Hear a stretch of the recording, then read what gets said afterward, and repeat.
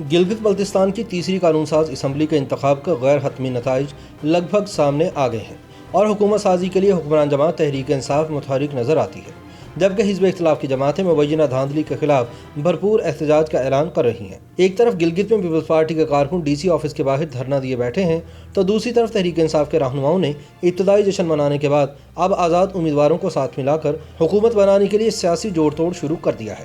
Gilgit Baltistan assembly کے انتخابات میں آزاد امیدوار تقریباً 1/3 نشستیں جیتنے میں کامیاب ہو گئے ہیں اور اب اسٹریٹجک اہمیت کے حامل اس خطے میں حکومت کی تشکیل میں اہم کردار ادا کریں گے۔ تمام 23 حلقوں کے غیر سرکاری نتائج ظاہر کرتے ہیں کہ تحریک انصاف 10 نشستوں پر کامیابی حاصل کر کے سب سے بڑی جماعت بن کر ابھری ہے، جس کے بعد 7 آزاد امیدوار بھی کامیاب ہوئے ہیں۔ پیپلز پارٹی 3 نشستوں پر جبکہ مسلم لیگ نون 2 اور مجلس وحدت المسلمین 1 نشست پر کامیاب ہوئی۔ چنانچہ خواتین کے لیے مخصوص 6 نشستوں میں سے پی ٹی آئی کے لیے ممکنہ طور پر 4 اور ٹیکنوکریٹس کی 3 میں سے 2 نشستیں ملنے کے بعد پی ٹی آئی اور اس کے اتحادیوں کی 33 رکنی گلگت بلتستان اسمبلی میں 16 مجموعی نشستیں ہو جائیں گی، جس کے بعد اسے حکومت بنانے کے لیے صرف ایک اور امیدوار کی حمایت کی ضرورت ہوگی۔ اس وقت پی ٹی آئی نے گلگت بلتستان کے وزیر اعلیٰ کے لیے کسی امیدوار کو نامزد نہیں کیا، جبکہ P T I Gilgit Baltistan کے صدر جسٹس ریٹائرڈ جعفر شاہ انتخابات سے چند ہفتہ پہلے ہی کورونا وائرس کے سبب انتقال کر گئے تھے، جس کے باعث GBLA3 گلگت 3 کی نشست پر انتخاب بھی ملتوی ہو گیا تھا اور اب اسی نشست پر 22 نومبر کو ضمنی انتخاب ہو رہا ہے۔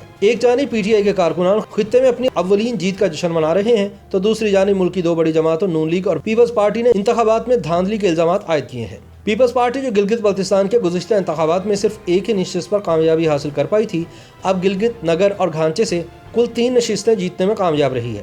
تاہم سینکڑوں پی پی حامیوں نے گلگت شہر کے ڈپٹی کمشنر کے دفتر کے سامنے دھرنا دیا، جہاں پیپلز پارٹی کے چیئرمین بلاول بھٹو زرداری نے بھی ان سے خطاب کیا۔ یہاں یہ بتانا ضروری ہے کہ گلگت کے حالیہ انتخابات میں پیپلز پارٹی نے سب سے زیادہ 25% ووٹ حاصل کیے ہیں، جبکہ پی ٹی آئی نے 24% اور نواز لیگ نے 12% ووٹ حاصل کیے۔ آزاد منتخب ہونے والے امیدواروں نے 15% ووٹ حاصل کیے ہیں۔ اس کے علاوہ مجلس وحدت المسلمین نے 3% اور جمعیت علماء اسلام فضل الرحمان گروپ نے صرف 1% ووٹ حاصل کیے۔ پیپلز پارٹی کے چیئرمین بلاول بھٹو زرداری اور نون لیگ کی نائب صدر مریم نواز میں ٹیلی فونک رابطہ بھی ہوا، جس میں ان انتخابات میں ہونے والی مبینہ دھاندلی کی مذمت کرتے ہوئے دونوں رہنماؤں نے اس معاملے پر جلد ملاقات کرنے پر اتفاق کیا۔ تجزیہ کاروں کے مطابق بلاول بھٹو زرداری کی انتخابی مہم کے دوران گلگت بلتستان میں رہنا، وہاں جلسے کرنا، سڑکوں کے ذریعے ایک ایک جگہ جانا، لوگوں سے ملنا اور مقامی لوگوں کے مسائل پر بات کرنا، یہ سب نے یہاں انتخابات کو زیادہ اہم کر دیا تھا۔ یہی وجہ رہی کہ پیپلز پارٹی نے اگرچہ اب تک کے نتائج کے مطابق سیٹیں زیادہ حاصل نہیں کی، لیکن توقع سے کہیں زیادہ ووٹ حاصل کیے ہیں اور بعض حلقوں میں بہت کم فرق سے ہارے ہیں۔ گلگت بلتستان کے عام انتخابات کے بارے میں عام تاثر ہے کہ اسلام آباد پر جس سیاسی جماعت کا راج ہوتا ہے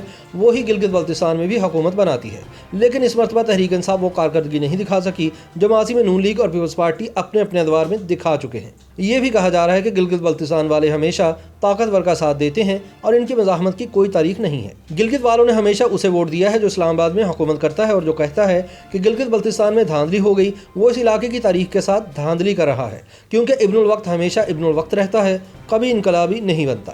گلگت بلتستان کے انتخاب اور نتائج کے بارے میں تجزیہ کار سہیل وڑائچ کہتے ہیں کہ بظاہر تحریک انصاف آزاد اراکین کے ساتھ مل کر حکومت قائم کر لے گی اور اس میں کوئی حیران کن بات نہیں ہے۔ ان کا کہنا تھا کہ ایک بات ضرور ہے کہ پی ٹی آئی ماضی کی نسبت برسر اقتدار جماعتوں کے مقابلے میں کم سیٹیں جیت سکی ہے۔ سہیل وڑائچ نے کہا کہ توقع تھی کہ تحریک انصاف زیادہ سیٹیں جیتے گی، لیکن ایسا نہیں ہو سکا۔ انہیں ایسا لگتا ہے کہ بلاول بھٹو زرداری کی بھرپور انتخابی مہم اور اپوزیشن جماعتوں کے بڑے جلسوں کی وجہ سے پی ٹی آئی کو منمانی کرنے کا موقع نہیں مل سکا۔ اگر ماضی کے انتخابات کے ساتھ تقابلی جائزہ کیا جائے تو سن 2009 کے انتخابات کے وقت اسلام آباد میں پیپلز پارٹی برسر اقتدار تھی، تو اس وقت گلگت بلتستان کے انتخابات میں پیپلز پارٹی 12 سیٹیں جیتنے میں کامیاب ہوئی تھی اور حکومت بنائی تھی۔ 2015 کے انتخابات کے وقت نون لیگ برسر اقتدار تھی اور نون لیگ نے 15 سیٹیں جیت کر حکومت قائم کی تھی۔ بہرحال یہ حقیقت ہے کہ گلگت بلتستان کے الیکشن کا نتیجہ بلاول بھٹو زرداری کے لیے بہت ہی مایوس کن رہا ہے۔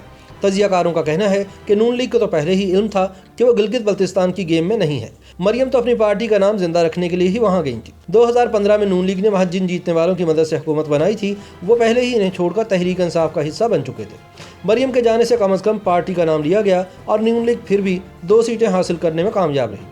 ویسے بھی نون لیگ جیت کے لیے کھیل ہی نہیں رہی تھی، وہ 4-5 سیٹوں کی امید لگا کر بیٹھے تھے، لیکن پھر بھی انہیں صرف 2 نشستیں ہی ملی۔ سب کو علم تھا کہ اصل مقابلہ تحریک انصاف، آزاد امیدوار اور پیپلز پارٹی کے مابین تھا۔ بے شک انتخابات سے 1-2 دن قبل جو انتخابی سروے آئے ان میں تحریک انصاف کو پیپلز پارٹی پر برتری دکھائی گئی، لیکن پیپلز پارٹی کی اچھی پوزیشن کی آوازیں بھی آ رہی تھی۔ یہ دعویٰ تو نہیں کیا جا رہا تھا کہ پیپلز پارٹی حکومت بنا لے گی، لیکن یہ کہا جا رہا تھا کہ پیپلز پارٹی کی سیٹیں تحریک انصاف سے زیادہ ہوں گی، تاہم ایسا نہ ہو سکا۔ اسی لیے یہ انتخابی نتائج بلاول بھٹو زرداری کے لیے انتہائی مایوس کن ہونے کے علاوہ پریشان کن بھی ہیں۔ پیپلز پارٹی کے صوبائی صدر امجد حسین 2 نشستوں پر کامیاب ہوئے ہیں اور انہیں 1 نشست چھوڑنا پڑے گی اور دوبارہ وہ نشست پیپلز پارٹی کے لیے جیتنا خاصی مشکل ہوگی۔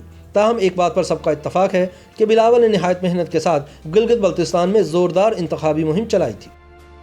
YouTube پر گوگلی نیوز دیکھنے کے لیے youtube.com کی سرچ بار میں googly news T V type کریں۔ گوگلی نیوز کے پیج پر سرخ رنگ کے سبسکرپشن والے بٹن پر کلک کرنا نہ بھولیے۔ YouTube پیج پر اپلوڈ ہونے والی ویڈیوز سے باخبر رہنے کے لیے بیل آئیکن پر کلک کیجیے۔ آپ کو ہر نئی ویڈیو کے بارے میں نوٹیفیکیشن موصول ہو جائے گا۔